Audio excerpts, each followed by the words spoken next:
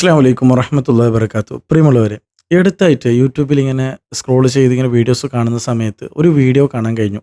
Razak vlogs എന്ന് പറയുന്ന ഒരു ചാനലുടെ ഉസ്താദിൻ്റെ ചാനലും ഞാൻ മുമ്പ് തന്നെ വീക്ഷിക്കുന്ന ഒരു സബ്സ്ക്രൈബറും കൂടിയാണ്. കണ്ടാൽ നല്ല നല്ല ഇൽമ പഠിക്കാനുള്ള വിഷയങ്ങളൊക്കെ അവതരിപ്പിച്ച് തരാറുള്ളതും അതേപോലെ ട്രെൻഡിങ് ആയിട്ട് എന്തെങ്കിലും വിഷയങ്ങൾ വരുന്ന സമയത്ത് അതിലേക്ക് മറുപടി കൊടുക്കാറുള്ള ഒരു ഉസ്താദും കൂടിയാണ്. അദ്ദേഹത്തിൻ്റെ ചാനലിങ്ങനെ ഉസ്താദിൻ്റെ ചാനലിങ്ങനെ കാണുന്ന സമയത്ത് ഒരു തങ്ങളെ കുറിച്ചിട്ടാണ്, അതായത് നൂറെ ഹബീബ് എന്ന് പറയുന്ന ആ തങ്ങളെ കുറിച്ചിട്ട് ഒരു വീഡിയോ അപ്ലോഡ് ചെയ്തിരുന്നു. ആദ്യം തന്നെ നിങ്ങളോട് പറയാനുള്ളത്, ഈ ഒരു വീഡിയോ ശരിക്കും ഞാനൊന്നും സംസാരിക്കാൻ വേണ്ടിയിട്ട് ചെയ്യുന്ന വീഡിയോ അല്ല, ചെറിയൊരു റിയാക്ഷൻ വീഡിയോ ആയിട്ട് ഈ ഒരു വീഡിയോനെ നിങ്ങൾ കരുതിയാൽ മതി. കാരണം അതിൽ പറഞ്ഞിട്ടുള്ള ചില വിഷയങ്ങളൊക്കെ നിങ്ങൾക്ക് ബോധ്യപ്പെടണം എന്ന രീതിയിലാണ് ഞാൻ ഈ ഒരു വീഡിയോ ചെയ്തുകൊണ്ടിരിക്കുന്നത്. അവിടെ ഉസ്താദിൻ്റെ ആ ഒരു വീഡിയോസിൻ്റെ താഴെ, അതായത് ഒരു കമൻറ്റ്സ് വന്നൊരു വിഷയത്തിനെ സംബന്ധിച്ചിട്ടാണ്. അതായത് നൂറെ ഹബീബ് തങ്ങളെ കുറിച്ചിട്ട് മുമ്പൊരു വീഡിയോ അപ്ലോഡ് ചെയ്തിട്ടുണ്ടായിരുന്നു. അതിൻ്റെ അടിയിൽ ഒരു കമൻറ്റ്സ് വന്നിട്ടുണ്ടായിരുന്നു. ആ ഒരു കമൻറ്റ്സ് ഉണ്ടല്ലോ, അത് നൂറെ ഹബീബ് ലൈവ് നടത്തുന്നതായി ആ ചാനലിൽ തന്നെ വന്ന ഒരു കമൻറ്റ് ആയതുകൊണ്ടാണ് ഉസ്താദ് അവർ പ്രതികരിച്ചിട്ട് വീഡിയോ ചെയ്തിട്ടുണ്ടായിരുന്നത്. ഞാൻ നിങ്ങളോട് ആദ്യം തന്നെ കുറേ പ്രാവശ്യമായി ഞാൻ നിങ്ങളോട് ചാനലിലൊക്കെ പറയാറുള്ള വിഷയങ്ങളാണ്. ഇത്തരത്തിലുള്ള നൂറെ ഹബീബ് ആവട്ടെ അല്ലെങ്കിൽ എന്ത് വേണമെങ്കിലും ആവട്ടെ, അപ്പോൾ അത്തരത്തിലുള്ള നല്ല നല്ല പേരുകൾ വെച്ചുകൊണ്ട് നടത്തുന്ന മജ്ലിസുകൾ ഒരിക്കലും നല്ലതാണെന്ന് നിങ്ങൾ വിശ്വസിക്കാൻ പാടില്ല എന്ന് ഞാൻ നിങ്ങൾ പറഞ്ഞിട്ടുണ്ടായിരുന്നു. അപ്പോൾ സ്വന്തം ആ ഒരു ചാനലിൽ നിന്ന് തന്നെ അത്തരത്തിലുള്ള കമൻറ്റ്സുകൾ ഇടണമെന്നുണ്ടെങ്കിൽ ഒന്നിരിക്കലോ അത് തങ്ങളായിരിക്കണം, അല്ലെങ്കിൽ ആ തങ്ങളെ ഏറ്റവും കൂടുതൽ അടുപ്പമുള്ള ഒരാളായിരിക്കണം ആ ഒരു ചാനൽ നിയന്ത്രിക്കുന്നത്. മാത്രമല്ല, നിങ്ങൾ മനസ്സിലാക്കേണ്ട മറ്റൊരു കാര്യം കൂടി, ഈ ഒരു ചാനലുണ്ടല്ലോ, ആ ചാനലിനെ വീക്ഷിച്ചു കൊണ്ടിരിക്കുന്ന ആൾക്കാരൊക്കെ കൂടുതലായിട്ടും തെറി കമൻറ്റ്സാണ് കമൻറ്റ്സിൽ വരാറുള്ളത്. ഞാൻ ഈ അടുത്ത് തന്നെ എൻ്റെ വീഡിയോസിലും ലേറ്റസ്റ്റ് ആയിട്ട് അപ്ലോഡ് ചെയ്ത വീഡിയോസും നൂറെ ഹബീബ് തങ്ങളെ കുറിച്ചിട്ട് തന്നെയായിരുന്നു. അതിൻ്റെ അകത്തും കുറേ കമൻറ്റ്സൊക്കെ നിങ്ങൾക്ക് കാണാൻ വേണ്ടി കഴിയും. ഇവർ ഈ ഒരു മജ്ലിസ് നടത്തുന്നതിൻ്റെ ഉദ്ദേശം എന്താണെന്ന് നിങ്ങൾക്ക് അതിൽ തന്നെ മനസ്സിലാക്കാൻ വേണ്ടി കഴിയുന്നതാണ്. ഒരു മജ്ലിസ് എന്ന് വെച്ചാൽ, അല്ലെങ്കിൽ അതിൻ്റെ ആൾക്കാരെന്ന് വെച്ചാൽ, അവരെ നന്നാക്കാനുള്ള വഴികളാണ് ഇവിടെ ആ മജ്ലിസിന് നേതൃത്വം വഹിക്കുന്ന ആൾക്കാർ വഹിക്കേണ്ടത്. അതൊന്നുമല്ല, നീ പോടാ ഡാഷ് എന്ന് പറഞ്ഞിട്ടും അതേപോലെ ഉപ്പാക്കും ഉമ്മാക്കൊക്കെ വിളിച്ചുകൊണ്ടാണ് ഇവരുടെ കമൻറ്റ്സൊക്കെ വരുന്നത്. ഈ നൂറെ ഹബീബ് തങ്ങളെ മജ്ലിസ് കാണുന്ന ആൾക്കാരുടെ കമൻറ്റ്സ് വരുന്നുള്ളത്. കൂടുതലായിട്ടൊന്നും പറയുന്നില്ല, ജസ്റ്റ് നിങ്ങൾ ആ ഒരു വീഡിയോ നിങ്ങൾക്ക് ഞാൻ പ്ലേ ചെയ്ത് കേൾപ്പിച്ചായിരുന്നു. ഉസ്താദിൻ്റെ റിയാക്ഷൻ വീഡിയോ മാത്രമായിട്ടാണ് ഞാൻ ഇവിടെ കാണിക്കാൻ ഉദ്ദേശിക്കുന്നത്. മാത്രമല്ല, അതേപോലെ ഇതിൻ്റെ മുഴുവനായിട്ടുള്ള വീഡിയോസ് നിങ്ങൾക്ക് കാണുന്നുണ്ടെങ്കിൽ ഉസ്താദിൻ്റെ ചാനലിൽ തന്നെ നിങ്ങൾക്ക് വീക്ഷിക്കാവുന്നതാണ്, റസാഖ് വ്ളോഗ്സ് എന്ന്. ഞാൻ വേണമെങ്കിൽ അതിൻ്റെ ലിങ്ക് ഞാൻ ഡിസ്ക്രിപ്ഷൻ ബോക്സിൽ ഇട്ട് തരാം. ഓക്കെ, ഇൻഷാ അല്ലാഹ് അതൊന്ന് കണ്ടു നോക്കിയേ, എന്നിട്ട് നമുക്ക് ആ വീഡിയോ വൈൻഡപ്പ് ചെയ്യാം. ഇത് കൂടുതലായിട്ടൊന്നും സംസാരിക്കാനോ അല്ലെങ്കിൽ മറ്റൊന്നും ചെയ്യാനോ ചെയ്ത വീഡിയോ ഒന്നുമല്ല.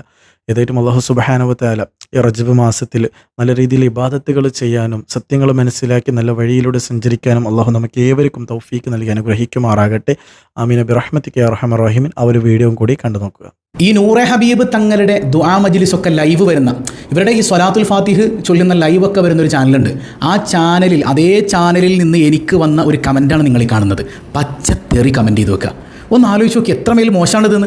ഇതൊക്കെ കൊണ്ടാണ് നമ്മൾ പറയുന്നത്, ഇവിടെ നിന്ന് ഇവർ നേടിയത് എന്താണ്? എൻ്റെ പ്രിയപ്പെട്ട മാതാവിനെ അത്ര വൃത്തികെട്ട നാമങ്ങൾ കൊണ്ടാണ് അവർ തെറി വിളിച്ചിട്ടുള്ളത്. അള്ളാഹു എൻ്റെ പ്രിയപ്പെട്ട ഉമ്മയുടെ ഖബർ വിശാലാക്കി കൊടുക്കട്ടെ. എന്നെ അവർ വിശേഷിപ്പിച്ചത് നായ എന്നാണ്. നായ എന്നല്ല, പട്ടി എന്നാണ് അവർ വിശേഷിപ്പിച്ചത്. അൽഹംദുലില്ലാഹ്, അത് കേട്ടപ്പോൾ ഒരു സന്തോഷം തോന്നി. കാരണം എന്താണെന്ന് വെച്ചാൽ, ഒരു നായ എന്ന് പറയുന്നത് നന്ദിയുള്ള ജീവിയാണല്ലോ. ഞാൻ എൻ്റെ റബ്ബിനോട് അത്രമേൽ നന്ദി കാണിക്കാൻ കൊതിക്കുന്ന അള്ളാഹുവിൻ്റെ ഒരു അടിമയാണ്. അപ്പം അങ്ങനെ ആ അർത്ഥത്തിലൊരു നായ എന്ന നിലക്ക് നിങ്ങൾ വിളിക്കുമ്പോൾ ഒരു വല്ലാത്ത സന്തോഷം എനിക്ക് തോന്നുന്നുണ്ട്.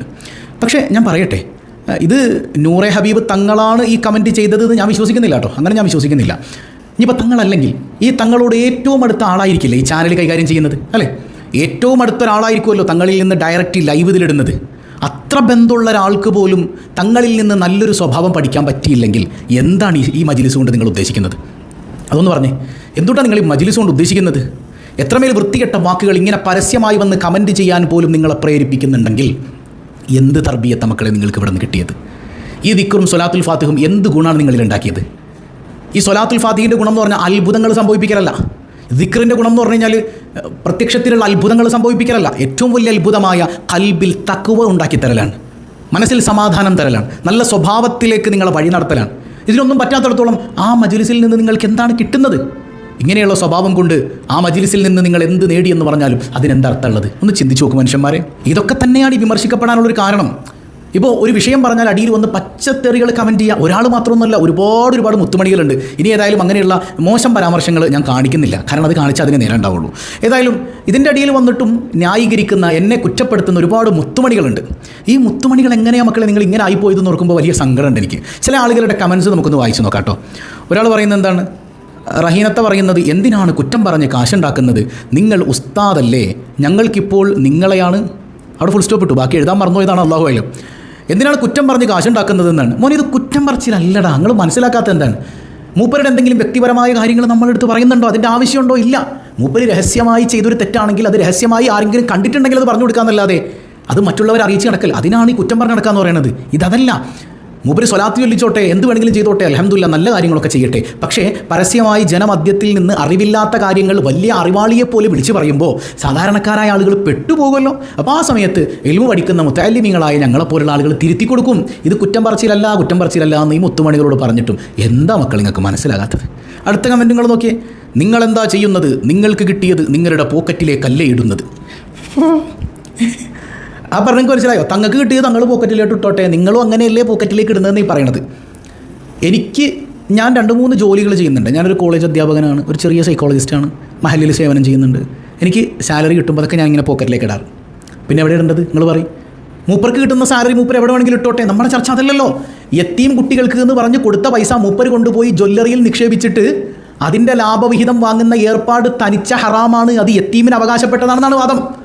അല്ലാണ്ട് മൊയിലാരിക്ക് കിട്ടണത് മൊയിലാരി പോക്കറ്റിലിടല്ലേ, തങ്ങൾക്ക് കിട്ടണത് തങ്ങൾ ഇട്ടോട്ടെ. എൻ്റെ പൊന്നുമോളെ, ഇനി എന്നാണ് ബോധം വെക്കണത്? ഇനി എന്നാ മനസ്സിലാക്കണത്? ഇങ്ങനത്തെ മുത്തുമണികൾ മൂപ്പർക്ക് മാത്രമേ ഉണ്ടാവുള്ളൂ കേട്ടോ. ഓക്കെ, ഇനി എന്താണ്? ഈ പരിപാടിയിൽ വിശ്വസിക്കുന്നവർ വിശ്വസിക്കട്ടെ, അല്ലാത്തവരും ഇത് മീഡിയയിൽ കൂടി വിളിച്ചു കൂകിയിട്ടെന്ത് കാര്യം? അക്ഷരത്തെറ്റുകളുണ്ട്, മുത്തുമണികളല്ലേ, സാരമില്ല, നമുക്ക് നന്നാക്കി വായിക്കാമല്ലോ. അയാൾ നല്ല നല്ല പ്രവർത്തികൾ ചെയ്യുന്നു, മക്കളെ കല്യാണം കഴിച്ചു കൊടുക്കുന്നു, ഒരുപാട് അയാൾ നോക്കുന്നു, ഒരുപാട് ആളുകൾ നോക്കുന്നു. അല്ലാഹു അലം, ഒരുപാട് സഹായങ്ങൾ അയാൾ ചെയ്യുന്നു. അയാൾ ചെയ്യുന്ന സഹായങ്ങൾ സ്വന്തം അധ്വാനത്തിലൂടെ ഉണ്ടാക്കിയ സഹായങ്ങളാണോ? അല്ലല്ല. ശരി, മറ്റുള്ളവർ കൊടുത്തിട്ട് ചെയ്യുന്ന സഹായങ്ങൾ, അൽഹംദുലില്ലാ, സഹായങ്ങൾ ചെയ്തോട്ടെ. സഹായങ്ങൾ ചെയ്യുന്നു എന്നതുകൊണ്ട് പരസ്യമായി ചെയ്യുന്ന തെറ്റുകൾക്കെതിരെ പരസ്യമായി പറയുന്ന വിഡ്ഢിത്തങ്ങളൊക്കെ കേട്ടിട്ട് മിണ്ടാതിരിക്കണമെന്നാണ് നിങ്ങൾ മുത്തുമണികൾ പറയുന്നതെങ്കിൽ എങ്ങനെ മക്കളത് പറ്റുക? നമ്മൾ ഇത്തിരിയെങ്കിലുമൊക്കെ ഉസ്താദുമാരുടെ മുമ്പിലിരുന്നിട്ട് കിതാബോധി പഠിച്ചില്ല, ഒരു അല്പമെങ്കിലും അവരുടെയൊക്കെ ബർക്കത്തുകൊണ്ട് ഇച്ചിരെങ്കിലും ഇൽമ കിട്ടിയിട്ടുണ്ടാവൂലേ? അവർ അല്പം ഇൽമിൻ്റെ ഒരു ഫലം നമ്മൾ കാണിക്കണ്ടേ? ഇങ്ങനെയുള്ള കാര്യങ്ങളൊക്കെ പരസ്യമായിട്ട് വിളിച്ചു പറയുമ്പോൾ അത് തെറ്റാണെന്ന് പറഞ്ഞു കൊടുക്കാൻ നമുക്ക് കഴിഞ്ഞില്ലെങ്കിൽ പിന്നെ പഠിച്ചിട്ട് എന്താണ് കാര്യം? അപ്പോൾ വിശ്വസിക്കുന്നവർ വിശ്വസിച്ചോട്ടെ, എന്നൊന്നും പറയാൻ പറ്റില്ല. പരസ്യമായി ചെയ്യുന്നതിനെ പരസ്യമായി തന്നെ വിമർശിക്കണം. പിന്നെന്താ ഉസ്താദെ, നിങ്ങളെന്തിനാ അഹ്ലുബൈത്തിനെ കുറ്റം പറയുന്നത്? കൊടക്കാട് പോയി നോക്കാനാണ് പറയുന്നത്. ആ കാട്ടിലോട്ട് ഞാനില്ല, അള്ളാഹു എന്നെ അങ്ങോട്ട് എത്തിക്കാതിരിക്കട്ടെ. ഇത് അഹ്ലുബൈത്തിനെ കുറ്റം പറയാനല്ല മക്കൾ. നിങ്ങൾ എന്താണ് മുത്തുമണികൾ ഇത് മനസ്സിലാക്കുക? എനിക്ക് വയ്യ. നിങ്ങൾ എന്ത് മുത്തുമണികളാണിത്? അഹ്ലുബൈത്തിനെ കുറ്റം പറയലല്ലത്. ഞാൻ പറഞ്ഞല്ലോ, അവരെ വ്യക്തിപരമായിട്ടൊന്നും പറയുന്നില്ല. അദ്ദേഹം തങ്ങളാണോ ഇല്ലയോ എന്ന് എനിക്കറിയില്ല. തങ്ങളാണെങ്കിൽ അത്രമേൽ ബഹുമാനമുണ്ട്. മുത്തുനബി സല്ലല്ലാഹു അലൈഹി വസല്ലം തങ്ങളുടെ നുതുഫയാണ്, വല്ലാതെ ബഹുമാനിക്കുന്നുണ്ട്. അതിനർത്ഥം എന്ത് തെറ്റിയതാലും മിണ്ടാതിരിക്കണം എന്നല്ല. പരസ്യമായി ചെയ്യുന്ന തെറ്റുകളെ പരസ്യമായി തന്നെ വിമർശിക്കണം. പിന്നെന്താണ്? തങ്ങളെ കുറ്റം പറയുന്ന ഉസ്താദുമാർ തലപ്പാവ് ധരിച്ചിട്ടൊരു കാര്യമില്ല. സീനത്തുത്ത എന്താ പൊന്നത്ത ഇനിയിപ്പോൾ ധരിച്ചു പോയില്ലേ വിട്ടുകളാ. അപ്പോൾ തങ്ങളെ കുറ്റം പറയുന്ന ഉസ്താദന്മാരൊന്നും തലപ്പാവ് ധരിച്ചിട്ട് കാര്യമില്ല എന്നാണ്. എന്താ അല്ലേ?